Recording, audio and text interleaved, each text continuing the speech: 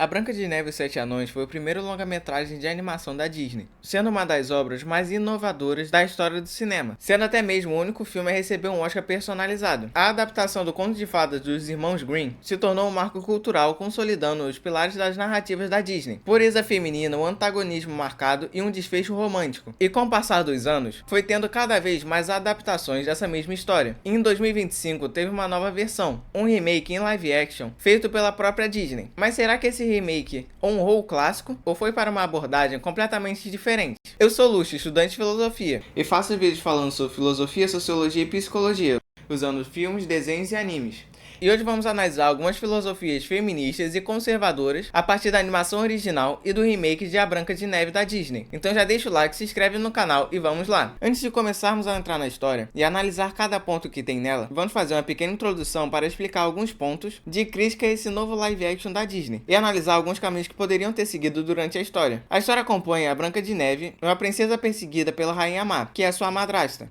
Obcecada por ciúmes da beleza da Branca de Neve, a Rainha Má manda matar sua própria afilhada. Ao escapar para a floresta, a Branca de Neve encontra o refúgio com os Sete Anões e posteriormente é salva pelo príncipe. Essa estrutura gerou décadas de debate. Enquanto o filme é celebrado por sua inovação técnica e charme narrativo, também é alvo de críticas feministas por glorificar a passividade feminina e a salvação masculina, assim como defesas conservadoras que enxergam nele uma celebração das virtudes tradicionais, como bondade, cuidado doméstico e triunfo do amor puro. Mas aí que entra a grande questão desse live action novo da Disney. Em tentar agradar todo mundo, ele acaba não agradando ninguém, porque é perceptível durante o filme, tanto questão da história, quanto filmagem, quanto figurino, que tem dois filmes separados, um que já estava pronto e um com cenas que foram acrescentadas depois, para amenizar as críticas e as polêmicas que vieram surgindo depois de alguns anúncios que a Disney fez sobre o filme e algumas questões com as atrizes principais. Acabou gerando um filme confuso, completamente contraditório em algumas partes, com histórias de personagens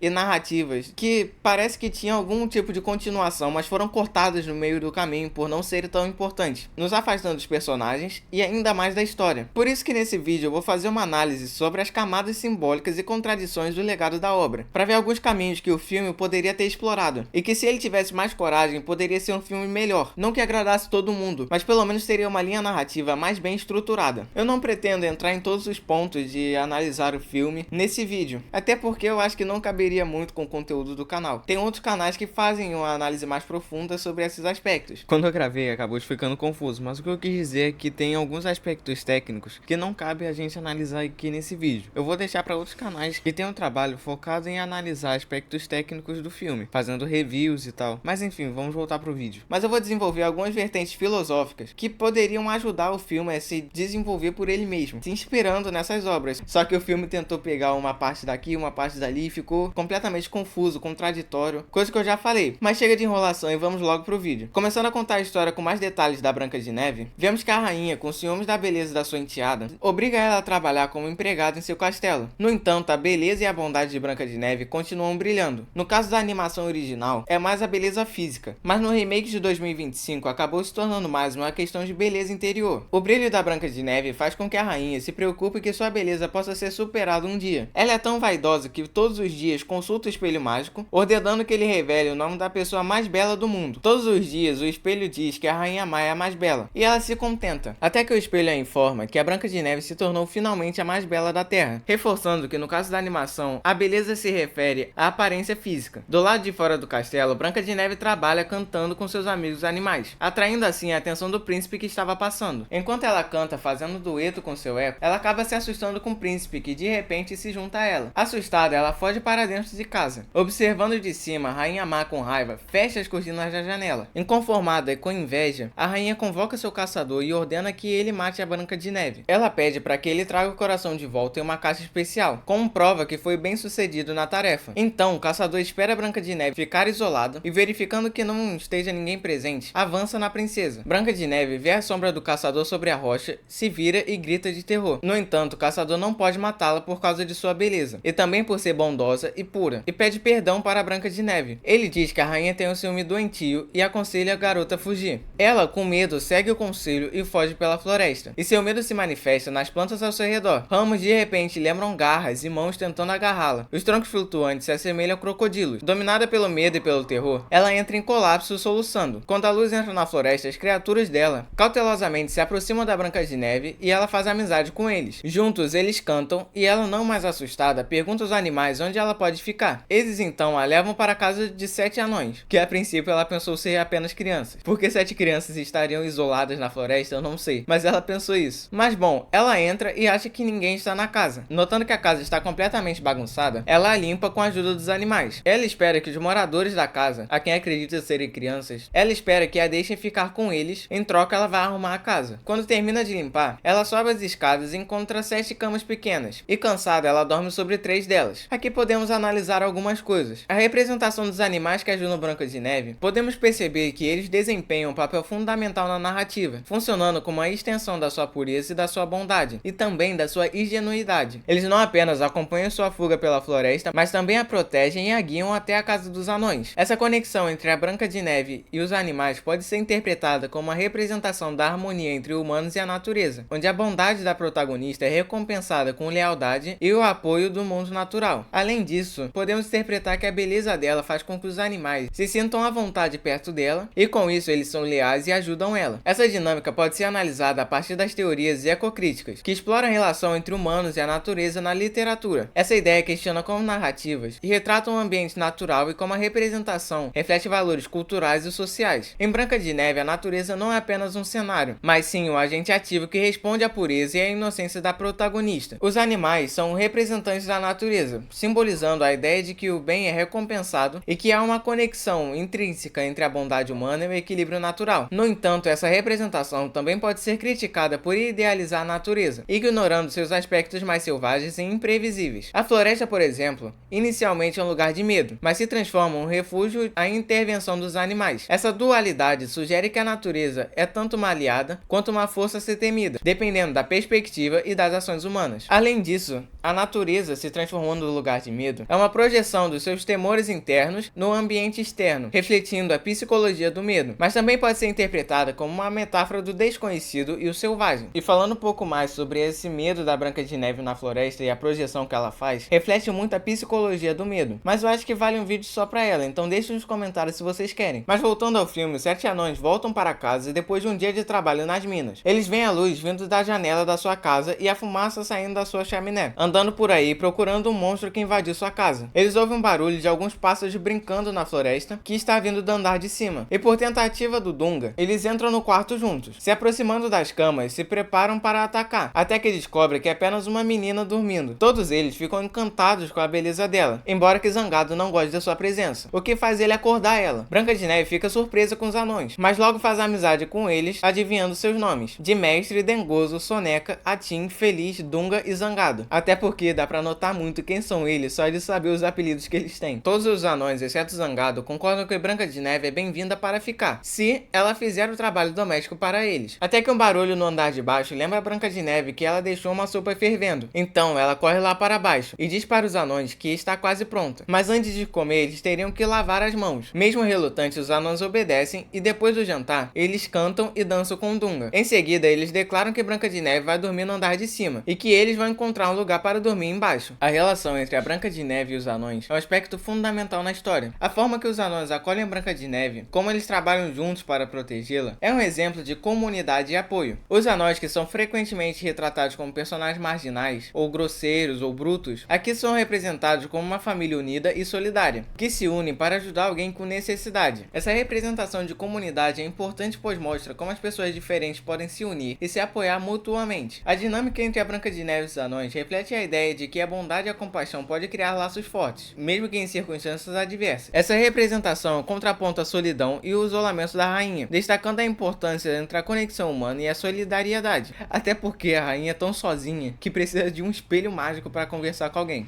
E por falar nela, no castelo, a rainha, após ser informada pelo espelho mágico que a Branca de Neve ainda vive, desce em seu laboratório e se transforma em uma bruxa, além de mandar matar o caçador, que mentiu para ela. Então a rainha prepara uma maçã envenenada e lê no livro que a pessoa dormirá para sempre com apenas uma mordida, e só será libertada com um beijo de amor verdadeiro. A rainha, que agora é a bruxa, sai do castelo e vai em direção à casa dos anões. E analisando um pouco a figura da rainha, vemos que ela é uma das vilãs mais icônicas da Disney, mas sua representação também carrega estereótipos problemáticos. Sua transformação em bruxa reforça a associação entre envelhecimento, poder e maldade, um tema recorrente em contos de fadas, que é muito criticado pelo progressismo e pelas vertentes feministas. A Rainha Má, ao se tornar uma figura grotesca e ameaçadora, encarna o medo social da mulher mais velha, que desafia os padrões de beleza e exerce poder. Essa representação é muito criticada pelas teorias feministas, que questionam a demonização das mulheres que não se encaixam nos ideais de juventude e passividade. Segundo essa ideia, a rainha não é apenas uma vilã individual, mas um produto de um sistema que valoriza a beleza e, acima de tudo, pune aquelas que não se conformam. A forma como a rainha é demonizada e sendo retratada como uma figura cruel e ambiciosa é uma simplificação excessiva de um personagem que poderia ser mais complexa, mas muito por conta da limitação, já que eles estavam criando um estilo único de fazer cinema, já que era o primeiro longa-metragem de animação, acabou criando muito mais simplificada as coisas. Além disso, os valores da época viam bem e o mal com um preto no branco. Não tinha espaço para camadas de cinza entre os dois aspectos, o que muitas vezes ajuda, mas também por vezes atrapalha na obra. O que eu particularmente que não seja esse o caso. Eu acho que ajuda muito bem na obra. Além disso, a demonização da rainha também implica que as mulheres que buscam controle são automaticamente mais. E isso para ideias feministas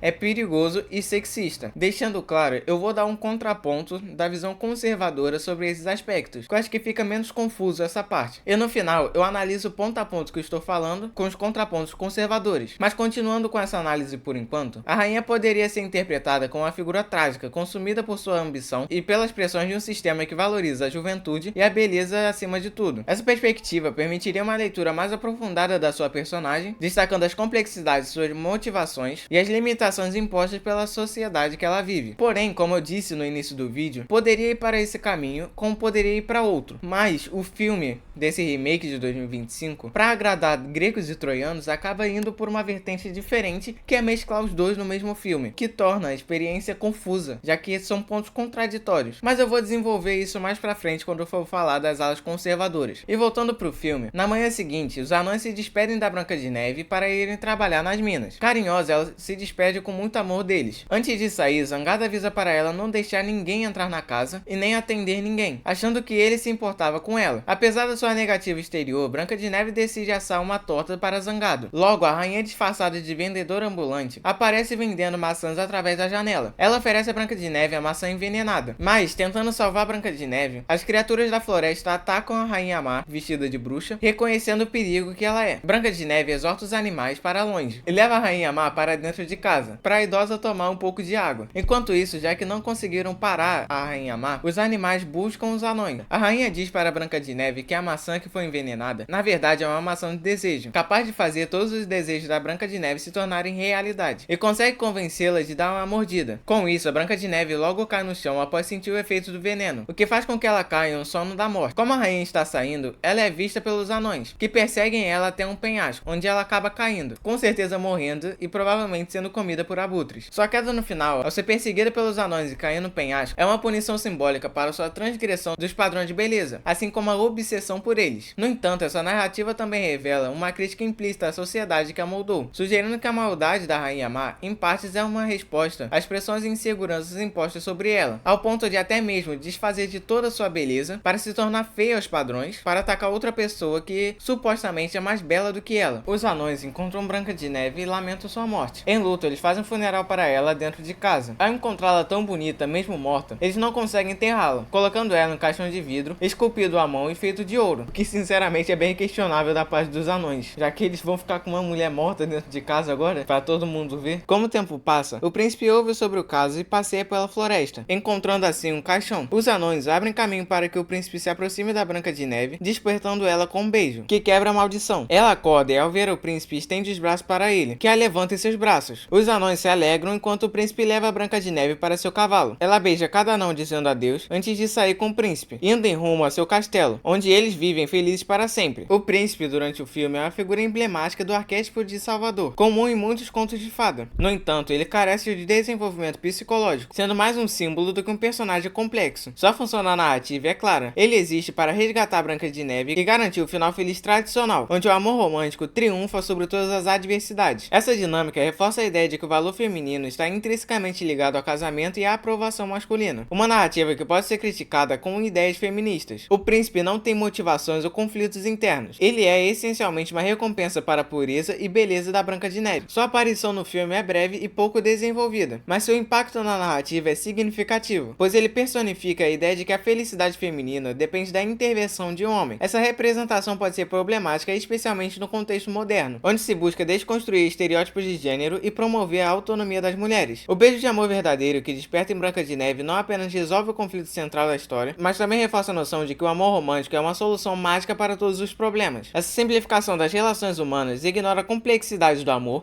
e do desenvolvimento pessoal, perpetuando as expectativas irreais sobre um significado de um final feliz. Além disso, ao longo da história, Branca de Neve é retratada como uma figura passiva, que é constantemente salva pelos outros. O caçador poupa ela da morte, os anões acolhem ela e o príncipe desperta ela com um beijo. Essa falta de agência reflete as expectativas sociais em relação às mulheres na época em que o conto foi escrito e adaptado. Essa passividade e dependência era vista como virtudes femininas. No entanto, essa representação pode ser criticada por limitar o potencial da personagem e reforçar estereótipos de gênero, mas raramente toma decisões ativas para moldar o seu futuro. Ao invés disso, ela é levada pelas circunstâncias e pelas ações de outros personagens. Essa dinâmica pode ser contrastada com narrativas modernas que buscam empoderar e dar um papel ativo para as personagens femininas, como a Tiana de A Princesa e o Sapo, Elsa e Anna de Frozen e ainda mais longe, Cinderela de 1950, que apesar de ter um papel um pouco mais passivo em relação às outras princesas que eu falei, ela mesmo assim tem um papel de atividade. Por exemplo, pedir para ir ao baile e quando não é lhe permitido, ela vai com a fada madrinha e a fada madrinha ajuda ela a ter um vestido e ela vai por conta própria para o baile. Mas bom, a falta de agência de A Branca de Neve não é apenas uma característica da personagem, mas um reflexo das normas sociais que a história reforça, muito por causa do contexto que o Walt Disney escreveu a história. A moral da Branca de Neve é aparentemente simples. A bondade e a beleza são recompensadas, enquanto a inveja, a vaidade e a maldade são punidas. No entanto, essa mensagem pode ser problemática ao reforçar noções binárias de bem e mal, além de vincular o valor feminino à aparência física. A ideia de que a Branca de Neve é recompensada por sua beleza e passividade, enquanto a rainha é punida por sua ambição e vaidade, reflete valores sociais que privilegia a conformidade e a submissão feminina. Essa moral simplista pode ser questionada em um contexto moderno onde se busca desconstruir estereótipos de gênero e promover narrativas mais complexas e inclusivas. Além disso, a história não questiona as estruturas de poder que colocam as mulheres em competição umas com as outras, nem oferece alternativas para além do casamento como destino final. A moral de Branca de Neve, portanto,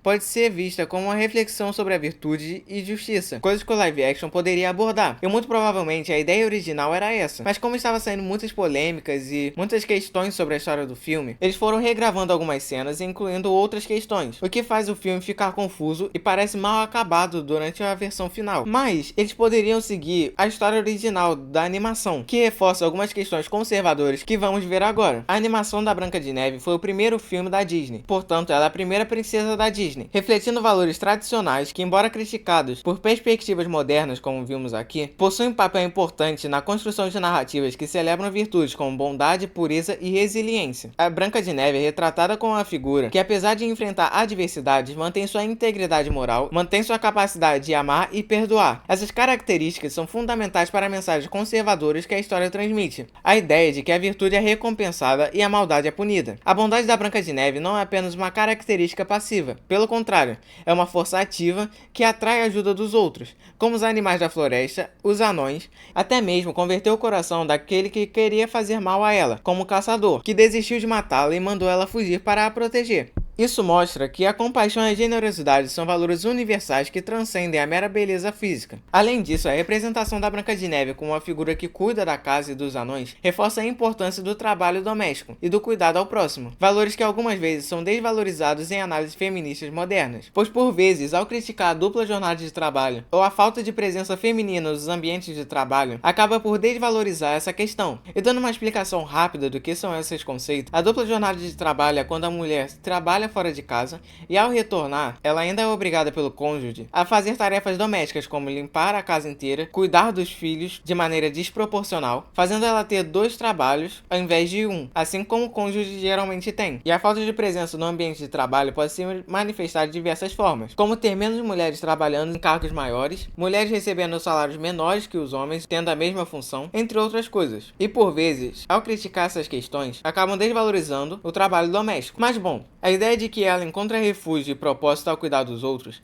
não deve ser visto como uma limitação da sua agência, mas como uma expressão da sua capacidade de transformar o ambiente ao seu redor, através da sua bondade e dedicação. Essa visão conservadora ressalta que o verdadeiro poder feminino não está necessariamente na competição ou na busca por domínio, mas na capacidade de criar laços de afeto e comunidade. Além disso, a relação da Branca de Neve com o príncipe também pode ser interpretada como a celebração do amor romântico e da ideia de que a união entre duas pessoas pode ser uma fonte de felicidade e realização. O beijo de amor verdadeiro que a desperta não é apenas um recurso narrativo, mas sim um símbolo de força transformadora do amor, que supera até mesmo a maldição da morte. Essa visão conservadora do amor romântico, como um ideal a ser alcançado, não deve ser descartada como ultrapassada, mas reconhecida como uma expressão de esperança e fé na capacidade humana de superar as adversidades através das conexões genuínas. Mas falando de alguns contrapontos diretos do que eu falei, a falta de agência da Branca de Neve e a representação do príncipe como salvador tem um certo anacronismo nessa fala, pois essa crítica ignora o contexto histórico e cultural em que a história foi criada, bem como os valores universais que ela busca transmitir. A passividade da Branca de Neve não deve ser vista como uma fraqueza, mas como uma expressão da sua resistência silenciosa diante da maldade da rainha. Sua capacidade de manter a bondade e a pureza em um ambiente hostil é, em si mesma, uma forma de agência. Além disso, se for parar para analisar, como a Branca de Neve tem 14 anos, faz sentido com que ela seja passiva às situações, já que, como eu falei, os personagens são muito mais velhos, como os anões, o príncipe que tem 31 anos e a própria Rainha Má, o que faz com que ela se torne passiva a toda a situação, já que ela é uma menina, ela é a mais jovem de toda a história. Além disso, a crítica do beijo do amor verdadeiro como uma solução simplista para os problemas da heroína desconsidera o poder simbólico do amor romântico como uma força transformadora. Por fim, a crítica moral simplista da Branca de Neve, que opõe bondade e beleza a vaidade, maldade e inveja, não leva em consideração a importância de narrativas que celebram virtudes tradicionais. A história, por ter muitas limitações da época, já que foi a primeira animação longa da história do cinema, faz com que o valor de produção e a complexidade da história fiquem escanteadas em prol de entregar um trabalho bem feito, custando o mínimo possível, já que era uma coisa inovadora nunca feita antes. Então eles tinham que criar tudo do zero e ainda assim gastar com o mínimo possível. Porque a Disney, apesar de ser uma grande mega empresa hoje, ela era quase nada na época. Ela era uma empresa muito pequena. Então fazer uma análise complexa das dinâmicas de gênero ou do poder é um pouco anacrônico hoje. Mas a história continua sendo uma fábula que transmite valores atemporais sobre a importância da bondade, da compaixão e do amor, em um mundo onde essas virtudes são frequentemente desvalorizadas. Essa é uma outra abordagem que o filme de 2025 poderia seguir. Como o trabalho já estava feito, tudo que eles tentaram fazer foi remendar alguns trechos para se manter fiel à obra original. Mas assim, o que eles tentaram copiar da animação ficou muito inferior. O que eles tentaram criar de forma original ficou muito ruim também. O que acaba com uma história confusa, ruim, com questões técnicas problemáticas, já que as montagens, os figurinos, a edição, os cortes, tudo desvaloriza a obra, já que é perceptível que são dois filmes diferentes, um pré-polêmicas e outro pós-polêmicas. Então se eles focassem em seguir o original, ou se eles quisessem fazer uma coisa completamente diferente, então eles deveriam ser corajosos o suficiente para trabalharem nesses aspectos, coisa que não foi possível, criando assim uma história rasa com algumas mudanças insignificativas que não só influenciam, mas também prejudicam o novo trabalho feito. Bom, eles poderiam seguir uma ala mais conservadora e seguir a história original, ou fazer uma história mais progressista, que provavelmente era o plano original, e seguir com isso. Mas eles não tiveram coragem suficiente para seguir esses aspectos, onde são dois filmes separados, remendados e uma coxa de retalhos, que parece que a qualquer momento vai se rasgar. Branca de Neve é muito mais que um conto infantil.